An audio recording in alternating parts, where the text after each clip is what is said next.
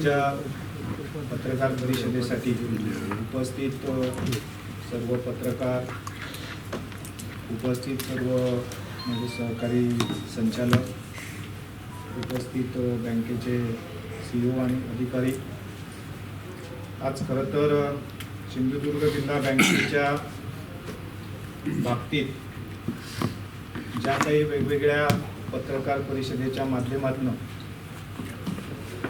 काही आरोप केले गेले त्याचं उत्तर देण्यासाठी आज या ठिकाणी पत्रकार परिषदेचं आयोजन करण्यात आलेलं आहे.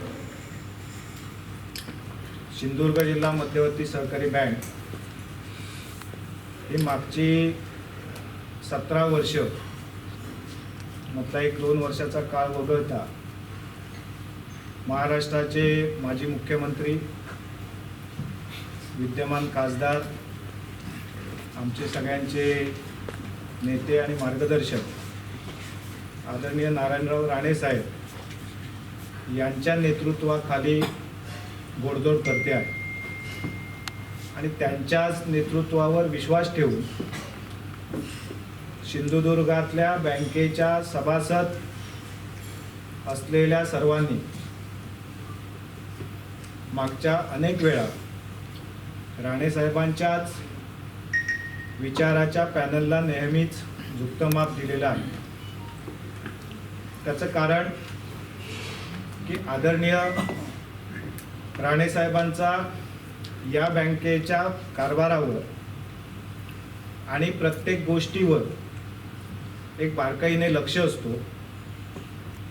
कुठलीही चुकीची गोष्ट बँकेच्या कारभारामध्ये होऊ नये या बाबतीमध्ये ते नेहमीच दक्ष असतात आणि याची जाणीव जिल्हावासियांना असल्यामुळे पुन्हा पुन्हा जिल्हावासीय प्रत्येक निवडणुकीमध्ये राणे साहेबांच्या नेतृत्वाखाली असलेल्या पॅनलला त्या ठिकाणी विजयी करत आलेले आहे.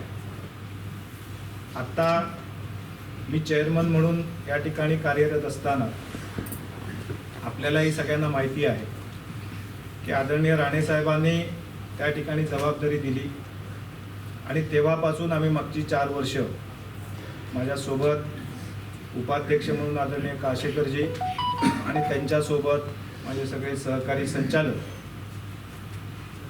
काही इतर वेगवेगळ्या पक्षातनं सुद्धा निवडून आलेले संचालक आहेत. बँक म्हणून त्या ठिकाणी काम करत असताना सर्व संचालक मंडळ एक मताने, एका भूमिकेने आणि त्या ठिकाणी धोरणानुसार काम करत आलंय. आणि हे निर्णय घेत असताना, कुठल्याही पद्धतीचे निर्णय घेत असताना आम्ही त्या ठिकाणी राणेसाहेबांच्या निदर्शनास प्रत्येक गोष्ट मी आणत असतो. त्यांच्या सिग्नल नंतरच त्याच्या संदर्भातले निर्णय होत असतात आणि त्यांचा नेहमी एक भूमिका राहिलेली आहे की या जिल्ह्यातल्या बेरोजगारांना, तरुणांना, उद्योजकांना सुद्धा घडवण्याचं काम या ठिकाणी शेतकऱ्यांची बँक म्हणून ओळख असलेल्या जिल्हा बँकेने केलं पाहिजे. आणि त्या दृष्टिकोनातनं केंद्रात मंत्री, MSMEचे मंत्री असताना सुद्धा त्यांनी देशभरामधली पहिली जिल्हा बँक की ज्याला पंतप्रधान रोजगार निर्मिती कार्यक्रम, मुख्यमंत्री रोजगार निर्मिती कार्यक्रम यासारख्या शासनाच्या योजनांचा सुद्धा त्या ठिकाणी ॲप्लिकेशन करून दिलं. याच्या मागचा उद्देशच हा होता की या जिल्ह्यामध्ये नवीन उद्योजक घडले पाहिजेत. कारण आपल्यालाही माहिती आहे की अनेक वेळा जिल्ह्यातल्या काही लोकांकडनं प्रश्न उपस्थित केले जात असायचे की आपल्या जिल्ह्यामधल्या बँकेचा कर्ज पुरवठा हा बाहेरच्या जिल्ह्यातल्या शेती व्यवसायाला किंवा प्रक्रिया उद्योगाला का केला जातोय. कारण आपल्या जिल्ह्यामध्ये अशा प्रकारचे मोठे उद्योग कार्यरत नसल्यामुळे, पुढे येत नसल्यामुळे, उद्योजक पुढे येत नसल्यामुळे बँकेचा व्यवसाय टिकला पाहिजे, बँक वाढली पाहिजे, बँकेचा नफा वाढला पाहिजे. यासाठी ठेवीमधल्या रकमा ह्या कर्ज स्वरूपामध्ये त्या ठिकाणी राज्यातल्या वेगवेगळ्या जिल्ह्यांमध्ये चांगल्या उद्योगांसाठी, साखर निर्मिती असतील, इथेनॉल निर्मिती असेल किंवा इतर काही प्रक्रिया मोठे उद्योग असतील, या उद्योगांना राज्य बँक किंवा त्या जिल्ह्यातल्या जिल्हा बँका यांना सोबत घेऊन कन्सोर्शियममध्ये त्या ठिकाणी पतपुरवठा केला जातो की ज्याद्वारे मिळणारा उत्पन्न हा बँकेसाठी येतो. जिल्ह्याच्या आपल्या नफ्यामध्ये, जिल्हा बँकेच्या नफ्यामुळे त्यामुळे वाढ होत आलेली आहे. आता अशा प्रकारचं धोरण घेऊन या जिल्ह्यामधल्या अनेक शेतकऱ्यांना नवीन शेतजमीन घेणं, आपली शेती डेव्हलप करणं, त्या शेतीच्या माध्यमातून काही नवीन प्रक्रिया प्रकल्प उभे करणं, याच्यासाठी खरं तर जिल्हा बँक म्हणून आम्ही सातत्याने आग्रही असतो. आणि हे धोरण पूर्वीपासून बँकेचं चालत आलेलं आहे आणि त्याच्यामध्ये अधिक सुधारणा करून आम्ही त्या दृष्टिकोनातून अगदी योग्य पद्धतीने पतपुरवठा करण्याचा प्रयत्न करत आलेलो आहोत. आता ज्या जिल्हा बँकेच्या माजी अध्यक्षांनी या बँकेबद्दल, बँकेच्या संचालक पदाबद्दल त्या ठिकाणी आरोप केलेले आहेत. खरं तर हे आरोप आणि त्यांची पत्रकार परिषद ऐकल्यानंतर त्या ठिकाणी त्यांनी चेअरमन म्हणून नेमकं काय शिकले, चेअरमन म्हणून काम करत असताना नेमकी कुठल्या गोष्टींचा त्यांनी अभ्यास केला होता, याचा सुद्धा विचार खऱ्या अर्थाने करण्याची गरज निर्माण झालेली आहे. मागच्या पत्रकार परिषदेनंतर खरं तर आम्ही तात्काळ उत्तर देणं अपेक्षित होतं. अनेक पत्रकार बंधू असतील किंवा या जिल्हावासी असतील, अनेकांचे त्या ठिकाणी फोन येत होते की आपण या पत्रकार परिषदेला उत्तर द्या. परंतु या खुर्चीला सुद्धा त्या ठिकाणी एक आचारसंहिता आहे. बँकेकडे असलेल्या ठेवीदाराची कुठलंही नाव किंवा त्याची ठेव रक्कम ही उघड करू नये.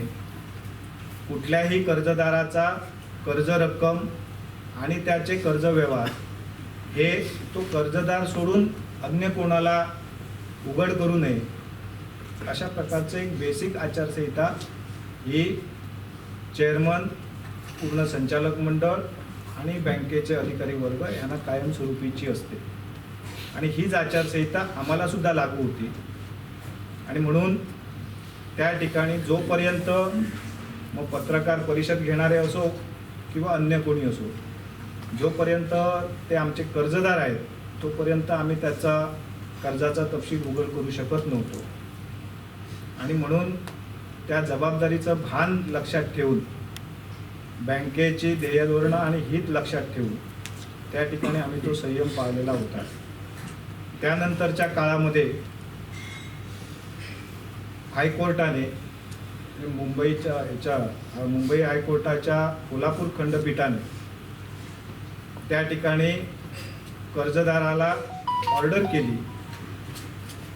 कर्जदार म्हणून राजन तेलींचा मुलगा प्रथमेश तेली आणि सर्वेश तेली हे दोघेजण त्या ठिकाणी कर्जदार आणि स्वतः राजन तेली आणि त्यांची पत्नी ही सहकर्जदार आहेत. त्यांना कोर्टाने ऑर्डर केली की हे कर्ज आपण त्या ठिकाणी 10 नोव्हेंबरपर्यंत पूर्ण पेड करा. खरं तर त्यांनी माझ्या माहितीनुसार त्याच्या अगोदर पत्रकार परिषद घेतलेली होती आणि त्याच्यानंतर कोर्टाने त्यांना ऑर्डर केली की पूर्ण पेड करा. त्यांनी त्या ठिकाणी त्या संदर्भात ॲफिडेव्हिटसुद्धा दिलेलं होतं की आम्ही त्या तारखेला ती रक्कम पूर्ण पेड करू, परंतु त्यांनी ती पूर्ण पेड केली नव्हती. त्याच्यानंतर पुन्हा मुदतवाढ मागितली. कोर्टाने त्यांना पुन्हा 4 आठवड्याची मुदतवाढ दिली आणि काल त्यांनी पूर्ण त्या ठिकाणी कर्जफेड ही 9 डिसेंबर 2025 रोजी त्या ठिकाणी केली. आणि म्हणून आता त्याच्यानंतरच्या पत्रकार परिषदेला आम्ही स्पष्टपणे त्याचा सगळा तपशील आपल्यासमोर मांडत आहोत की या सगळ्या पत्रकार परिषदेच्या माध्यमातून त्यांनी ज्या गोष्टी मांडल्या आहेत त्याचं मूळ कारण नेमकं काय आहे हे सुद्धा सगळ्यांना खरं तर समजण्याची गरज आहे. त्यांनी त्या ठिकाणी साधारणतः 2021च्या शेवटच्या टप्प्यात जून 2021ला 9,60,00,000 रुपयाचं कर्ज जिल्हा बँकेकडनं सिंधुदुर्ग जिल्ह्यामधल्या एका जमीन खरेदीसाठी, शेत जमीन खरेदीसाठी घेतलेलं होतं. आणि हे कर्ज घेतल्यानंतर त्यावेळी त्या कर्जाच्या मंजुरीच्या वेळी त्यांना 2 वर्ष फक्त व्याज भरणं आणि त्यानंतर त्यांनी कर्जाचा हप्ता भरणं अपेक्षित होतं. परंतु हे कर्ज घेतल्यानंतर त्यांनी त्या ठिकाणी व्याजाची रक्कमसुद्धा परतफेड करता येत नाही आहे, अशा प्रकारचा त्या ठिकाणी मुद्दा उपस्थित केला. खरं तर प्रोजेक्ट रिपोर्टमध्ये असं दाखवलेलं होतं की सुमारे 1.25 कोटीपेक्षा जास्त रक्कम आपल्याला त्याच्या शेती उत्पन्नातून मिळेल आणि आपण कर्ज परतफेड करू, परंतु ते करू शकले नाही. आणि मग त्यांनी आपल्या या कर्जाची परतफेड करण्यासाठी बँकेकडे तारण असलेल्या व्यापारी गाळे विकून आपण कर्ज परतफेड करू थोडीफार, याच्यासाठी तुम्ही ते तारण गाळे विकण्याची परवानगी द्या, अशा प्रकारचा अर्ज केला. आणि हा अर्ज 2021 झाला होता. 2022च्या पहिल्या महिन्यामध्ये, म्हणजे जेव्हा आमचं संचालक मंडळ अस्तित्वात आलं तेव्हा आम्ही पहिल्याच टप्प्यामध्ये त्यांना त्या ठिकाणी हे गाळे विकण्याची परवानगी दिली आणि ते गाळे विकून त्याचे पैसे कर्ज खात्यात भरण्याची परवानगी दिली. आणि त्याचवेळी त्यांनी बँकेकडे अजून एक अर्ज केला की आपण दिलेला जो व्याजदर आहे बँकेने, कारण त्यांना ज्यावेळी जून 2022मध्ये 21मध्ये हे कर्ज मंजूर झालेलं होतं, त्यावेळी या कर्जाचा व्याजदर 15% होता आणि तो व्याजदर आपल्याला परवडत नाही, त्याच्यामुळे माझं मोठं आर्थिक नुकसान होत आहे, त्यामुळे आपण हा व्याजदर आम्हाला कमी करून द्यावा की जेणेकरून माझा आर्थिक ताण कमी होईल, अशा प्रकारचा बँकेकडे अर्ज केला. आणि त्यावेळी 15%चा व्याजदर 14% बँकेने केला. याच संचालक मंडळाने त्यांना व्याजात सवलत दिली आणि जवळपास एकूण 43,20,000ची सवलत ही बँकेकडनं त्यांना या कर्ज रकमेच्या पोटी दिली गेली. तरीसुद्धा गाळे विकूनही पैसे बँकेकडे भरले गेले नाहीत. व्याजाची सवलत देऊन सुद्धा बँकेचं कर्ज वसूल होत नव्हतं आणि म्हणून जेव्हा हे कर्ज थकबाकी झालं त्यावेळी त्याच्यावरची कायदेशीर कारवाई सुरू करण्याशिवाय बँकेकडे कुठलाही पर्याय उपलब्ध नव्हता. आणि या संदर्भात जेव्हा त्यांना बँकेने रीतसर पहिली नोटीस दिली आणि त्यांना सांगितलं की तुमचं थकबाकी असलेलं कर्ज त्या ठिकाणी पूर्णफेड करण्यासाठी आपण पावलं उचला. खरं तर 21 डिसेंबर 2023ला हे खातं थकबाकी झालेलं होतं, NPAत गेलेलं होतं आणि म्हणून बँकेने सातत्याने त्यांना त्याच्यानंतरच्या काळामध्ये पाठपुरावा चालू ठेवलेला होता. आणि तो चालू ठेवल्यानंतरही जेव्हा कर्जदार म्हणून आणि थकबाकीदार म्हणून त्यांचा बँकेला कोणताच रिस्पॉन्स मिळेना, बँकेला सदरचं कर्ज वसूल करण्यासाठी कायदेशीर पावलं उचलणं गरजेचं वाटलं, तेव्हा बँकेने पहिल्यांदा त्या ठिकाणी सहकार न्यायालयामध्ये दावा दाखल केला. कारण की जेव्हा मार्च 2023ला त्यांनी शेवटपर्यंत सांगितलेलं होतं बँकेला की मी मार्चच्या शेवटच्या दिवशी हे पैसे पूर्ण पेड करतो, परंतु त्यांनी त्यावेळी थकबाकी पूर्ण पेड केली नाही. आणि जवळपास हजारो थकबाकीदारांची इतक्या वर्षातली सगळी थकबाकीची रक्कम ही 80 कोटीच्या घरात होत होती. आणि ह्या एकाच कर्ज खात्यामुळे आमचा NPA हा जवळपास 92 कोटीच्या पुढे गेला. म्हणजे एकाच कर्ज खात्यामुळे आमची बँकेचा बॅलन्स शीटमधला NPA ची वाढ ह्या एकाच कर्ज खात्यामुळे झाली. आणि त्यामुळे त्यानंतर नाबार्ड असेल किंवा RBI असेल, या सगळ्या यंत्रणेकडनं बँकेला विचारणा केलं गेलं की याच्यावर आपण का कारवाई करत नाही. आणि म्हणून मग बँकेला सगळ्याच ज्या न्यायालयीन बाजू आहेत त्या पुढे पार पाडाव्या लागल्या आणि कायदेशीर कारवाईची पावलं उचलावी लागली. या कायदेशीर कारवाईची पावलं उचलत असताना सुद्धा त्या ठिकाणी त्यांनी अशी भूमिका घेतली की आम्ही हे कर्जच घेतलेलं नाही, आम्ही हे कर्ज अशा प्रकारचं त्याचं मिसयुटिलायझेशन केलेलं नाही. अनेक ज्यावेळी बँकेने चौकशी केली, त्याची तपासणी केली, कारण जोपर्यंत एखादा कर्जदार हा NPA होत नाही तोपर्यंत त्याची डिटेल इन्क्वायरी बँकेला करता येत नाही. परंतु हे खातं थकबाकी झाल्यामुळे बँकेला डिटेल इन्क्वायरी करावी लागली आणि डिटेल इन्क्वायरी केल्यानंतर असं लक्षात आलं की ह्या कर्जाचं मिसयुटिलायझेशन झालेलं आहे. या संदर्भात आम्ही सहकार न्यायालयात दावा केला आणि तो दावा केल्यानंतर कर्जदाराच्या विरुद्ध आणि बँकेच्या बाजूने ह्या दाव्याचा निर्णय झाला आणि त्याच्यामध्ये त्या ठिकाणी सहकार न्यायालयाने पूर्ण रक्कम ही कर्जदाराने भरण्यासंदर्भातली ऑर्डर केली आणि त्याच्या संदर्भात अपिलेट कोर्टामध्ये अपील झालं. तिथे त्यांनी सातत्याने तारखा घेतल्या, तिथे त्यांनी सुनावणी झाली, तिथेही त्यांच्या विरोधात निर्णय झाला. त्याच्यानंतर पुन्हा त्यांनी अपिलेट कोर्टात गेले.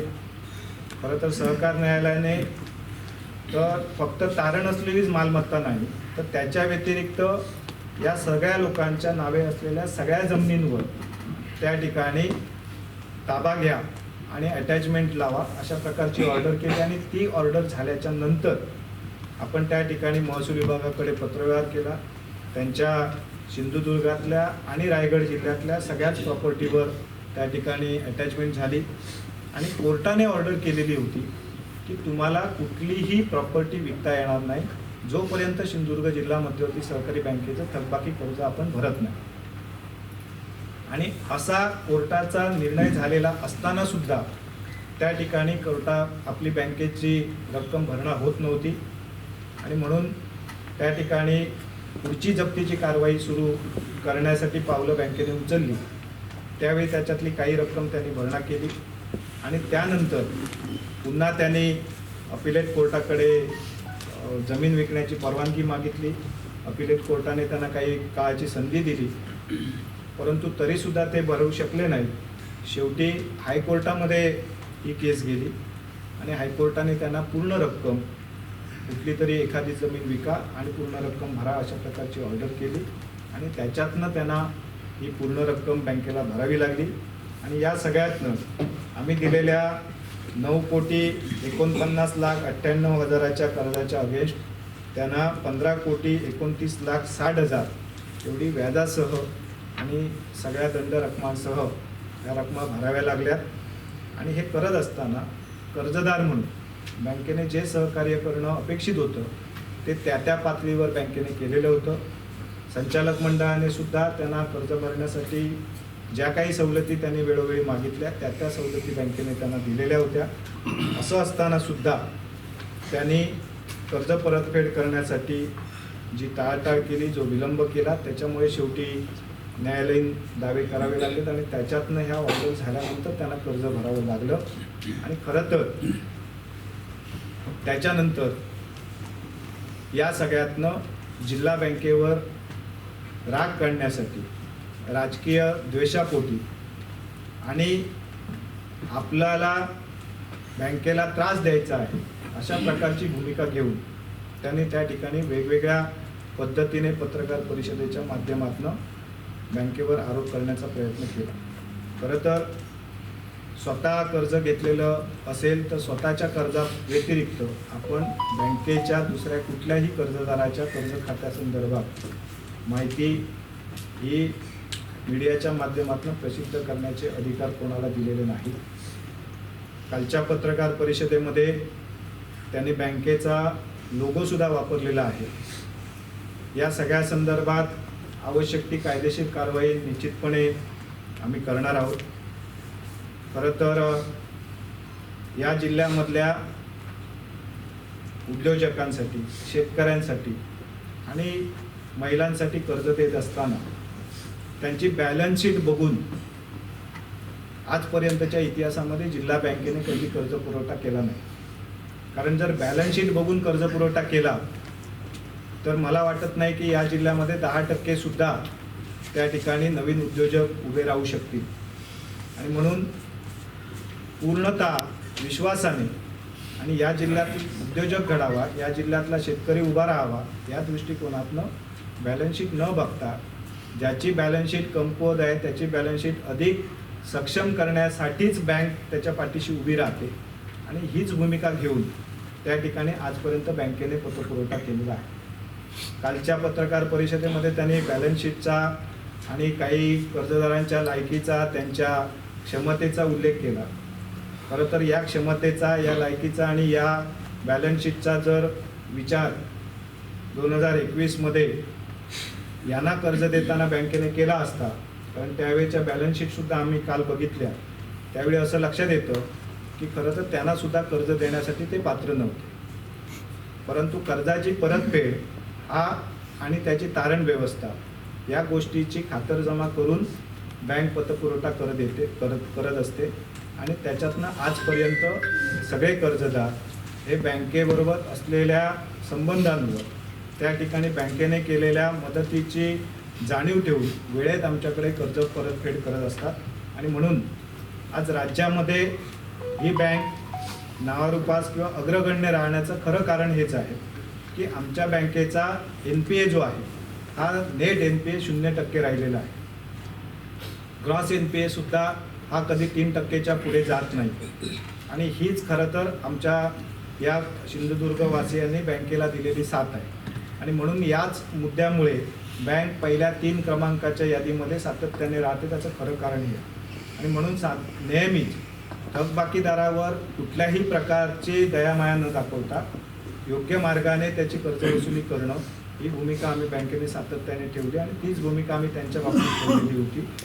आता कर्ज घेतल्यानंतर सुद्धा जर कर्ज परतफेड करायची नाही आणि त्या ठिकाणी आपण दुसऱ्यांना दरोडेखोर म्हणणार असू, तर अशा एखाद्या प्रशिक्षित दरोडेखोराने बँकेवर अशा प्रकारचे आरोप करणं ही खरं तर हास्यास्पद गोष्ट आहे. राजकीय द्वेष, राजकीय राग मनीष दळवी म्हणून वैयक्तिक मनीष दळवीवर असेल, पालकमंत्री म्हणून नितेशजी राणे यांच्यावर असेल, तो काढण्याचा, राजकीय द्वेष काढण्याची जागा ही जिल्हा बँक नाही. खरं तर काल आदरणीय निलेशजी राणेसाहेब यांनी त्या ठिकाणी एक ट्विट केलं आणि त्या ठिकाणी त्यांनी आपली भूमिका स्पष्ट मांडली आहे. ते जर आदरणीय निलेश राणे साहेबांचं नेतृत्व मानत असतील तर त्यांनी त्यांचा सल्ला ऐकावा. राजकीय आरोप प्रत्यारोप हे राजकीय प्लॅटफॉर्मवर येऊन करावेत, कारण ही जिल्हावासियांची बँक आहे. जिल्हावासियांनी त्यांच्या कष्टातनं कमवलेला रुपया या ठिकाणी डिपॉझिट म्हणून ठेवलेला आहे. आणि या 42-43 वर्षाच्या वाटचालीमध्ये आज ही बँक एवढा छोटासा जिल्हा असून सुद्धा रत्नागिरी जिल्ह्यातनं वेगळं झाल्यानंतर आज आपण रत्नागिरी, रायगड यासारख्या जिल्ह्यांना मागे टाकून जिल्हा बँक पुढे जाते. हे खरं तर जिल्हावासियांसाठी एक अभिमानाची गोष्ट आहे. 4000 कोटीचा व्यवसायाचा टप्पा हातात चालू असताना आम्ही जबाबदारी हातात घेतली आणि आज 4 वर्षाचा टप्पा आमचा पूर्ण होत असताना आम्ही तो 4000 कोटीचा टप्पा 7000 कोटीच्या पुढे घेऊन जाण्यामध्ये यशस्वी होतो आहे. याचा अर्थ की आम्ही योग्य पद्धतीने आणि पारदर्शकपणे कारभार करतो. कुठल्याही चुकीच्या पद्धतीचा कर्जव्यवहार आम्ही करत नाही. आणि हे सगळं करत असताना जो ठेवीदारांचा आणि जिल्हावासियांचा आमच्यावर विश्वास आहे, त्याच्यामुळेच हा जिल्हा छोटासा असताना सुद्धा त्या ठिकाणी इतक्या मोठ्या प्रमाणामध्ये बँकेची उलाढाल वाढते. आणि राज्यातल्या कुठल्याही जिल्हा बँकेचा इतक्या टक्क्याने व्यवहार वाढत नाही, व्यवसाय वाढत नाही, तेवढा व्यवसाय आपला जिल्हा बँकेचा वाढतो आहे. ही जिल्ह्यासाठी एक अभिमानाची गोष्ट आहे. म्हणून राजकीय रोष, राजकीय आरोप प्रत्यारोप करण्यासाठी आणि त्याला सामोरं जाण्यासाठी मनीष दळवी म्हणून मी सक्षम आहे. कारण आपल्याला जिल्हावासियांना माहिती असेल, हे सगळे राग जो आत्ता बाहेर येतो आहे हा आत्ताचा नाही आहे. 2014 पासून अनेक राजकीय घडामोडी झाल्या आहेत, ज्याच्यामध्ये प्रत्येक ठिकाणी त्यांचा पराभव झाला आहे आणि त्याच्यातनं व्यथित होऊन त्यांचं आता मानसिक संतुलन बिघडल्याच्या अवस्थेपर्यंत ते आलेले आहेत. आणि म्हणून ते अशा पद्धतीची पत्रकार परिषदा सातत्याने घेत आहेत. या माध्यमातून माझी त्यांना विनंती राहील की बँकेला आणि जिल्ह्याला या ठिकाणी आपल्या वादामध्ये ओढण्याची गरज नाही. तुम्हाला राजकीय जे काय आरोप प्रत्यारोप करायचे असेल ते आपण समोरासमोर येऊन करा, त्याचं उत्तर देण्यासाठी आम्ही सक्षम आहोत. परंतु अनेकांच्या आयुष्यभराच्या योगदानातनं ही उभी राहिलेली संस्था आहे, ही उभी राहिलेली बँक आहे, जी आज राणेसाहेबांच्या नेतृत्वाखाली त्या ठिकाणी राज्यामध्ये डौलाने पुढे जाते आहे. देशामध्ये याचं नावलौकिक आहे. अनेक मार्किंगमध्ये अनेक त्या ठिकाणी स्पर्धांमध्ये बँक अव्वल राहिलेली आहे. त्यामुळे बँकेवर जर खऱ्या अर्थाने आपण जे पत्रकार परिषदेत सांगतात की आमची बँकेवर प्रेम आहे, बँकेबद्दल आम्हाला आस्था आहे, आणि ती जर असेल तर या सगळ्या वादामध्ये बँकेला ओढण्याची गरज नाही. कारण बँकेमध्ये कुठलाही चुकीचा व्यवहार होत नाही आणि तो व्हायला आम्ही देणार नाही आणि तो आम्ही कुठल्याही पद्धतीने करणार नाही. कारण या बँकेवर जिल्हावासियांचा विश्वास आहे आणि ही जिल्हावासियांची बँक आहे. त्यांनी उभी केलेली, त्यांच्या सगळ्यांच्या सहकार्यातून उभी राहिलेली बँक आहे. याला एक उज्ज्वल अशा प्रकारचा इतिहाससुद्धा आहे आणि तो इतिहास कायम ठेवून त्या ठिकाणी राज्याला, देशाला अभिमान वाटेल आणि जिल्हावासियांनासुद्धा अभिमान वाटेल अशा प्रकारचं काम करण्याची जबाबदारी आम्ही खांद्यावर घेतलेली आहे. आणि त्या दृष्टिकोनातून आम्ही सगळं संचालक मंडळ आम्ही काम करतो आहोत. जे काही आम्ही कर्ज वितरण करतो आहोत ते विनाव्याज कोणाला देत नाही. इथे बसून आम्ही कुठल्या देणग्या देत नाही. आम्ही 14%, 15%, 12% जे काही धोरणानुसार व्याज ठरलेलं आहे ते रितसर व्याज घेऊन बँकेचा नफा वाढवतो आहोत. आजपर्यंत जे काही कर्ज दिली आहे ती कुठलीही थकबाकी नाही, ती योग्य पद्धतीने योग्य वेळेत वसूल होत आहे. आणि थकबाकी जो कोणी थकबाकीदार असेल त्याच्यावर आम्ही आवश्यक ती कायदेशीर कारवाई योग्य पद्धतीने करतो आहोत आणि त्याबद्दल आम्ही कुठल्याही प्रकारचं कॉम्प्रोमाइज करत नाही. आणि म्हणून बँकेच्या कारभाराबद्दल अशा प्रकारे गैरसमज पसरवण्याचं काम त्वरित थांबवावं. आम्ही या संदर्भात आवश्यक ती जी काही कायदेशीर कारवाई आहे ती सगळी कारवाई या पुढच्या काळामध्ये करणार आहोत. बँकेबद्दल तुम्हाला जे काही तक्रारी असतील त्या त्यांनी आमच्याकडे स्वतः लेखी स्वरूपात यापूर्वी वर्ष, दीड वर्ष सातत्याने केलेले आहेत, वेगवेगळ्या स्तरावर केलेले आहेत. त्याची उत्तरं त्यांना योग्य पद्धतीने दिली गेलेली आहेत. आणि जर त्या उत्तरातनं ते समाधानी नसतील तर ज्या ठिकाणी त्यांना न्याय मिळेल असं वाटतं त्या ठिकाणी त्याने अर्ज करावेत, त्याच्याबद्दल आमचं काही दुमत नाही. परंतु अशा प्रकारे चुकीच्या पद्धतीने पत्रकार परिषदा घेऊन त्या ठिकाणी बँकेची बदनामी केलेलं आम्ही अजिबात खपून घेणार नाही. आणि हे आम्हीच नाही तर जिल्हावासीय सुद्धा खपून घेणार नाही. कोकण संवादच्या ताज्या घडामोडींसाठी चॅनलला सबस्क्राईब करा आणि बेल आयकॉनला क्लिक करा.